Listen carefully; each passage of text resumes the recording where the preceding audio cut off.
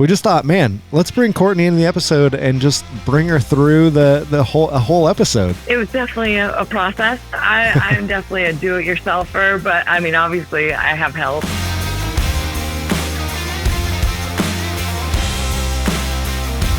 Well, what's going on? Thanks for joining us, Courtney.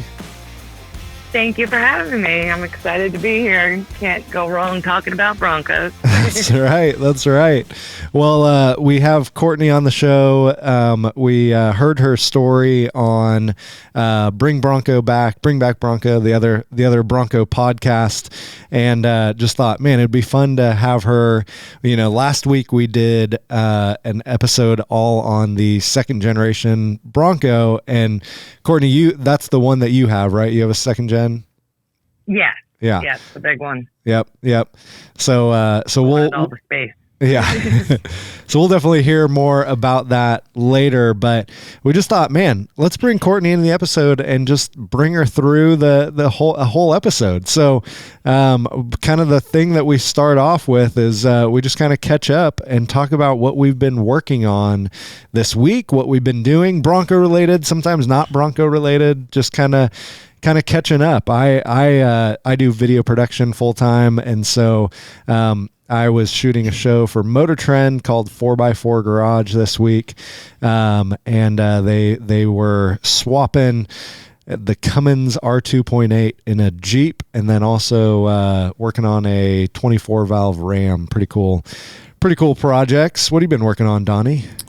Well, besides pestering people like Courtney to come onto the show and Todd Zerker, and I did the fuel tank. I'm doing the roof. We're going to move this Bronco body that we just finished off of the fixture and put it on the rotisserie that we made so we can get all the little tiny spots on the bottom, weld all those little tiny holes up that everybody has in their Broncos, even brand new ones, and then undercoat it. Nice. So that's next. That's cool.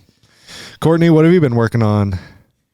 I've been working on my Bronco. I've had, for the first time in like 5 years, a little bit of an issue, but I figured it out. I had to switch out a distributor and go with a little different timing setup, but it's working now and it's driving.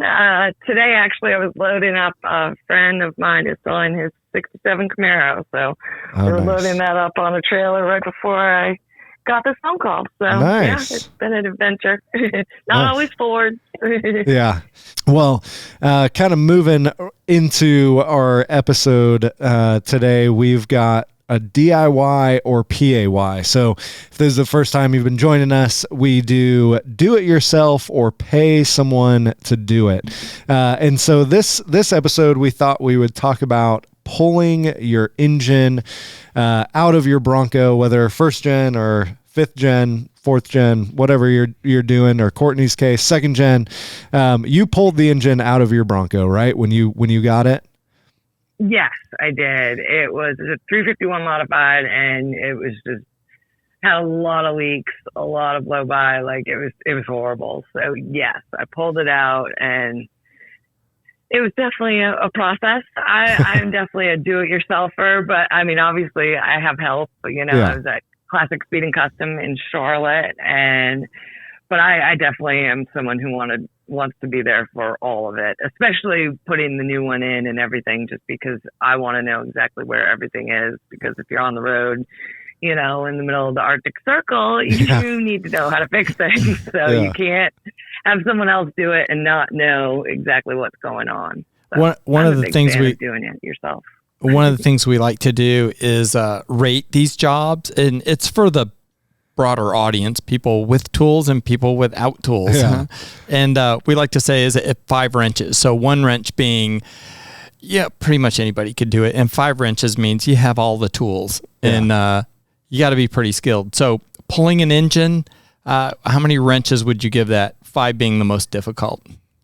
Out of a Bronco and a big Bronco, I'd say it's got to be 4 or 5. Out of a Mustang, I would only give it probably a 3. But the fact that you have to get it so high up in the air and the angles to get it that high up in the air and then actually get it out. Yeah. And then you have this giant thing hovering over you that can crash down and destroy, a person or your vehicle or... It's definitely not something I would attempt on my own. That's for sure. Now, when you pulled yours out, did you pull the engine and transmission out, or just the engine? I want to say we did it separate. Yeah. Okay. Took them apart. Yeah, I want to say we took it apart. Yeah. God, that I can only imagine. I mean, it would have had to go so high. I mean, I remember took off the tires, put it on the lift. Yep. Took off the tires and lowered it down, to make it easier. But I guess that would add an extra wrench because, you're not going to be doing that in your backyard. Well, and my first Bronco, so I bought a 66 was my first Bronco, and it had the inline 6 in there.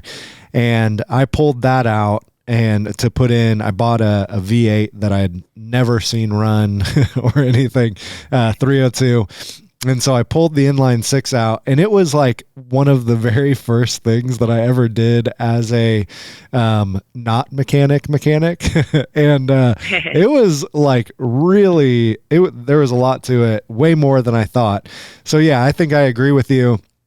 It's probably a 4-wrench job. I remember the first time I did it, I learned very quickly, make sure you have a pan underneath that transmission. Serious. Because the amount of fluid that comes out when you detach the two. Yeah. Good Lord. Yeah.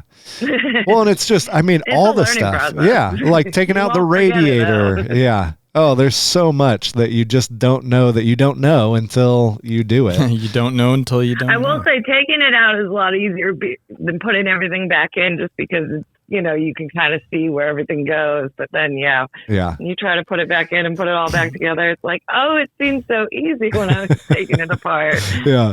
Well, getting it to run is a whole other story. That's a whole other 5-wrench dilemma of, just trying to get it to run. Well, good. That was my. I would agree. 4-ish wrenches on that one, but definitely worth it, and definitely something if you have a Bronco, and especially if you have an inline 6 and you're wanting to swap to a V8, it's a good thing to do. I would do it yourself or pay someone like Donnie to do it for you. I'm going to do one next week, but it's on an early Bronco and it's not all raised up, so it won't be that bad. But I usually do split the transmission and just make the job it's half the weight. Yeah. Half the angles. Well, almost no angles. Take the hood off. So I would recommend splitting those. Oh yeah, that hood has to come off. I think we did actually attempt it with it on it first time. It's like, oh God, no, that's not gonna happen. So. Well, Courtney, let's talk. We want to dive into your Bronco story and hear a little bit about you. So talking about your Bronco, was this your first Bronco that you had owned, or had you owned any other Broncos before then? No, this was my first experience with a Bronco, and yeah. Okay. What condition was it in? I've had Fords before, but yeah. It was. I thought it was a lot better than it really was, but all Bronco owners say that. Yeah, I found it online and got a plane ticket to Chicago, Illinois, and went there and picked it up and drove it home, and it was the most terrifying ride ever. I mean, there was so much death wobble. There was just so. The first hotel I got to, actually, the alternator went out on me. So the headlights started getting dark. I got to a hotel for the night and I stopped just to check in, and of course go back out to move it to a parking spot, and it was dead. Oh. And so spent the first night in a parking lot, went to Advance, got some, met some people who took me to the parts store and swapped it out and got it running and everything. And so it was definitely in a lot worse shape than I thought it was. It was lifted. It had a very interesting lift kit happening. They basically just welded some leaf springs into place in the back and added a bunch of. It was pretty scary.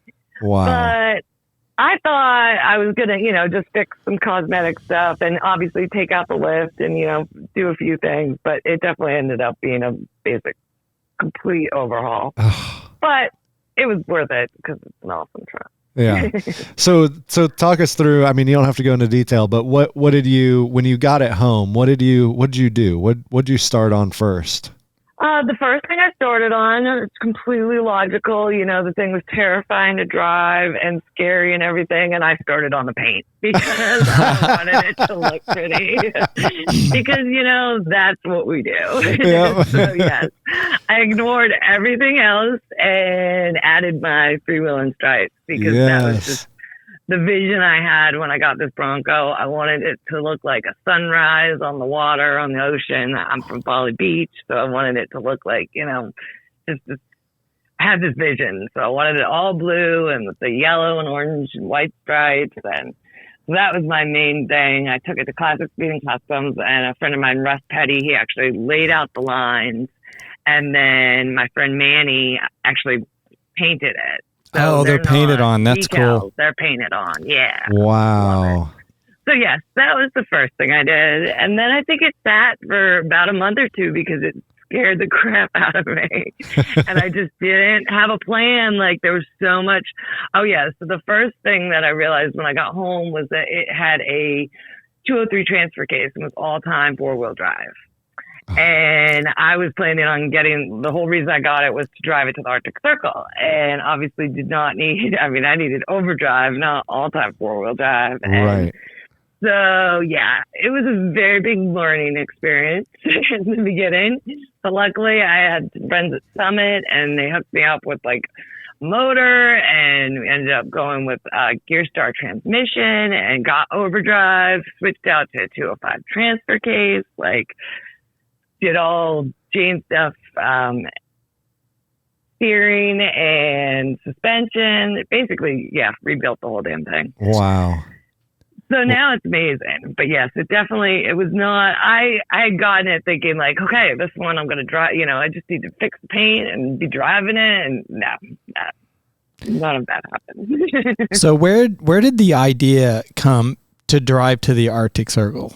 I had taken I have a 65, I have a 65 Mustang that I've put about 500,000 miles on, and I drove it to Alaska and back. And we did this road, it's the Denali Highway in Alaska, and it's about a 100-mile dirt road that took us about 12 hours to do because our max speed was like, at some points, 4 miles an hour. I mean, it was that rough and just bumpy. It was amazing. It was one of the best days of my life. Like, I mean, it was long and miserable, but it was absolutely like just gorgeous. And like the fact that we did it and didn't die was amazing. And like, you know, it's one of those things that you can look back on and like, I loved it. What was the payoff at the end? What did you see? Oh, just everything. I mean, bears, like the scenery in Alaska is just amazing. We were there doing a rally. Everyone else had flown there and actually rented cars, and we did like a 2,000-mile loop of Alaska, like basically everywhere. We just kind of, you know, went for a day and stuff. So everyone was in these rented trucks, you know, big jacked up trucks, and they're all taking this road. Everyone told us not to do it. I mean, everyone. And I'm just an idiot. Once I decide I'm going to do something, I'm like, you know, let's just try it. And of course, we started it at like 3 p.m. because I had blown an air shock the day before and we were late or had to fix it. It was just one of those. We didn't get to the hotel that night until 4:30 in the morning. Oh. And I mean, it was freezing cold. There was hunters out there and bears. Oh, a moose crossed in front of us. I mean, it was incredible. Wow. Absolutely incredible, but terrifying. Yeah. Definitely thought we were going to die multiple times. But I think after doing that, I heard about this, the Dempster Highway, which they finished in 2018 or 2017. So you could actually drive to the Arctic Ocean. And once I figured out, I'm like, well, hell, they built this road for me to get up there. I got to get going. So I knew the Mustang wasn't going to make it. And that's when I decided I needed a Bronco, and I wanted the big one so I could sleep in the back if needed. Yeah. In case, you know, we ran into other situations. So what was that? I mean, you obviously, you shared that story on Bring Back Bronco, but, give us the Cliff Notes version. What was that experience like? Did you leave from South Carolina and just head straight there? Yes. I left from South Carolina. I picked up my friend who went with me. in, God, where did I pick them up? I want to say Michigan. And then we went up through Montana, and I didn't have any plan whatsoever. Like, absolutely none. I didn't have one hotel booked or anything, just because I feel like that adds so much pressure to the trip, because then you're trying to get somewhere that night and, you know, be somewhere by a certain time. So I think a few times my friend had asked me, he's like, so where's this plan you told me? And, you know, the agenda, itinerary. And I finally one day showed him the notes, and it basically like had 3 like directions on it, and then the word ferries, because there are ferries on the way that you have to like actually time, and, you know. So yeah, I basically I went by Google wherever Google told me to go. The Alaska Highway, which I did in my Mustang, and this is my second time doing it, I mean, is just, if you ever have a road drive, like, go there. It's so amazing. I mean, there's animals everywhere. It's like you're in, you know, one of these screensavers on your computer. And wow. You're really there. So I guess doing that was just amazing. And then instead of going, you know, towards Alaska, we just kept going up, and the people you meet on the road is just, I guess that's my part of why I love just the adventure of driving and stuff, because you meet other people who are just crazy like you know. We met a few people on bikes and stuff, riding, you know, trying to do this Dempster Highway. And I will say, like, everyone had warned us, you know, they tell you it's horrible and stuff. And the day we drove there was fine. I mean, we saw, I think, a little Subaru, like, you know, cruising along, and, you know, we were going 30, you know, 35 miles an hour. And I was like, God, I could have done this with the Mustang. This is no big deal.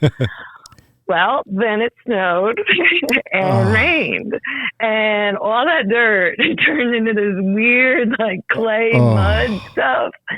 And I mean, we ran out of water by the end. Like, I mean, we were scraping off the windows.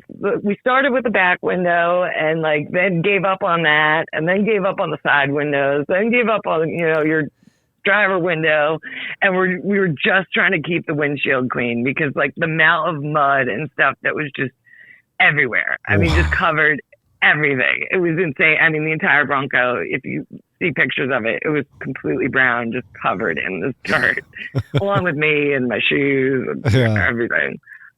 But it was awesome. I mean, it was scary. It very much reminded me of my trip on the in Alaska with the Mustang, because it was kind of one of those, are we going to make it? Like, because you had to go a certain speed to like get up some of these hills, but if you went too fast, you started sliding, and, you know, there was tractor trailers that every once in a while would peek over the top of the hill, and you'd be in the middle, so you'd have to move on. There's a lot. It's a lot to take in. And it was just crazy, the difference. Like I said, the day before, I remember thinking, I'm like, man, what were they talking about? This is such an easy road. And it was the same road just 12 hours later. Now, completely different. Did the Bronco hold up? Did anything break on it? Oh my God, it was amazing. The headlight, that was it.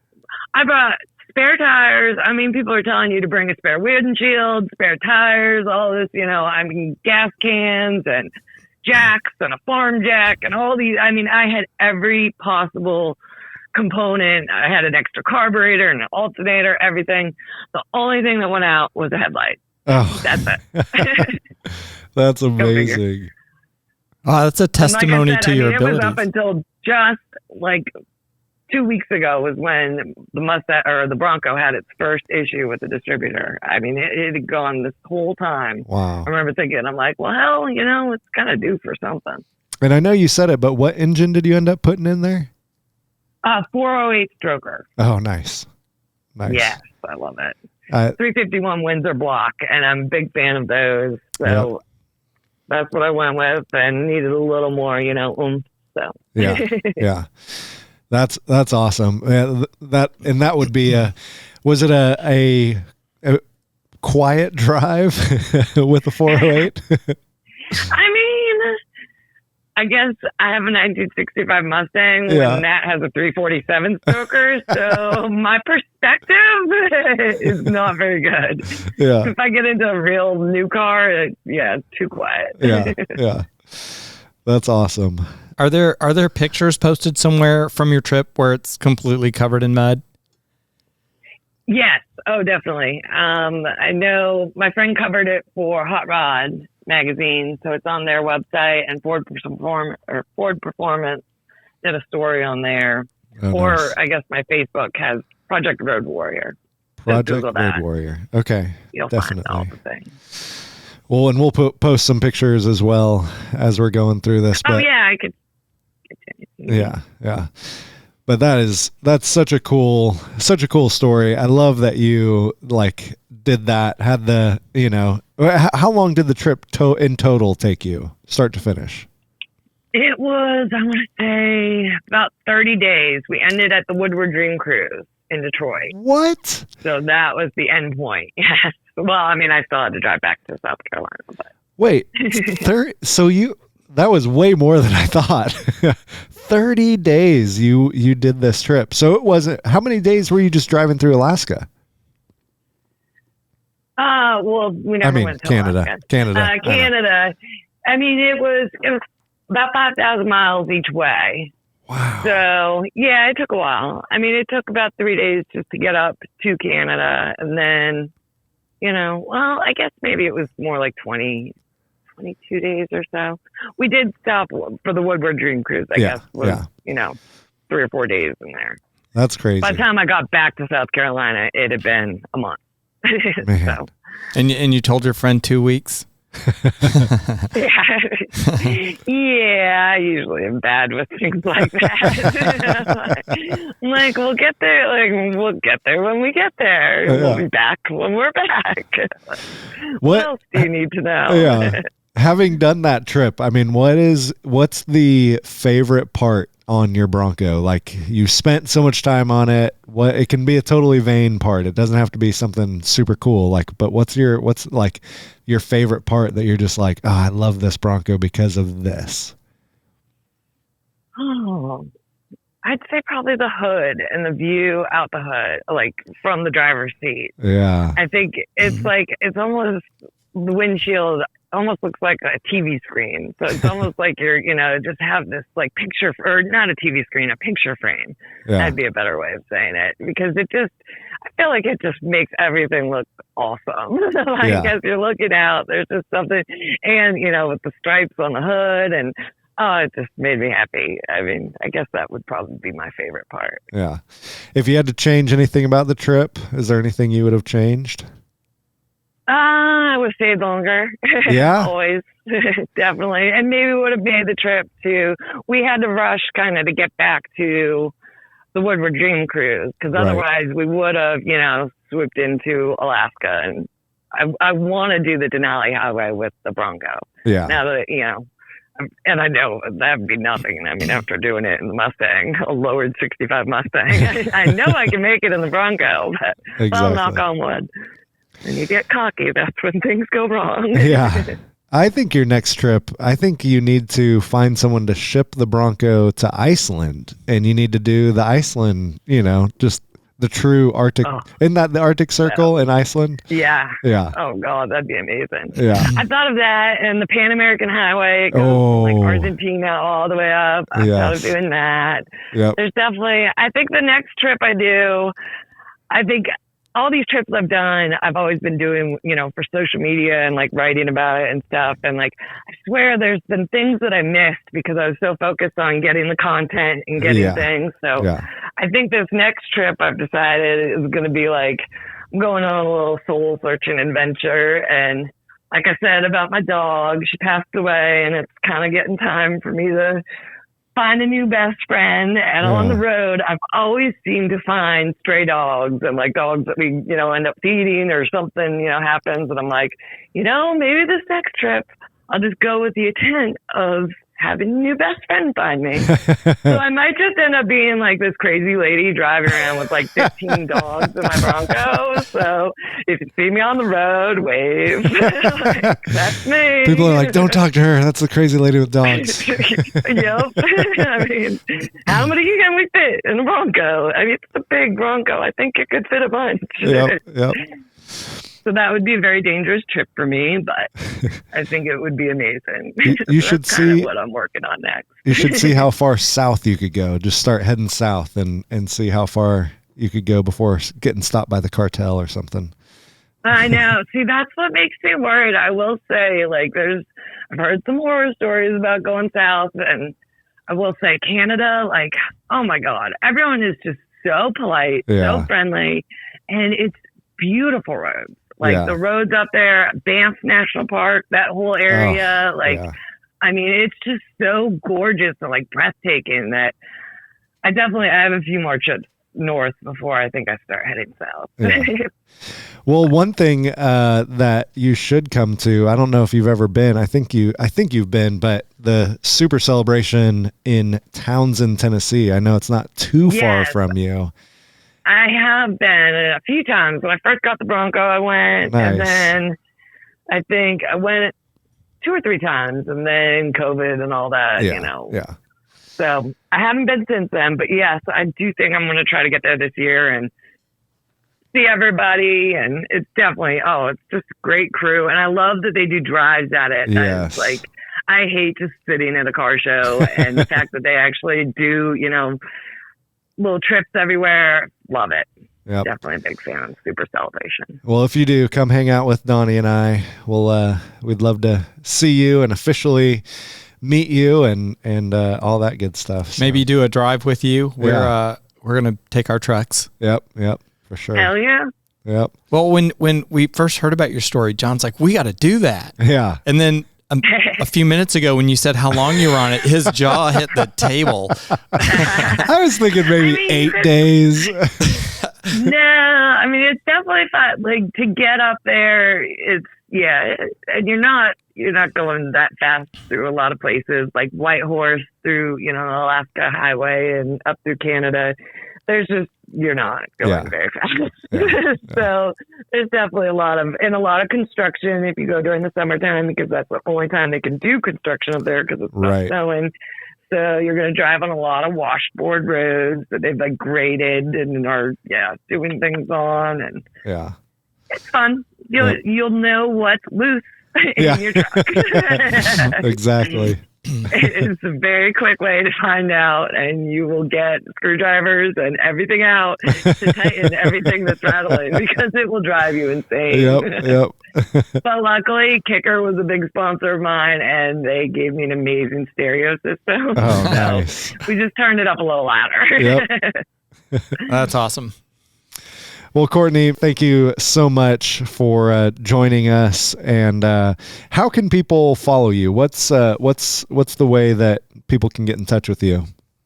Project Road Warrior, I'd say. I've kind of been bad on social media lately. I guess I took a little break from it. You know, you do it so much that you kind of need a little break. But I'll be back, and when I am, that's where it'll be. Nice. Project Road Warrior. Nice. Well, thank you for being a part. If you enjoyed this episode, make sure to listen to Courtney's story on the Bring Back Bronco podcast. She's on there talking about her trip up to the Arctic Ocean, and does a great job on that. Again, thank you. We so enjoyed this, and we'll talk to you soon. Thank you for having me. I appreciate it. Thanks, Courtney.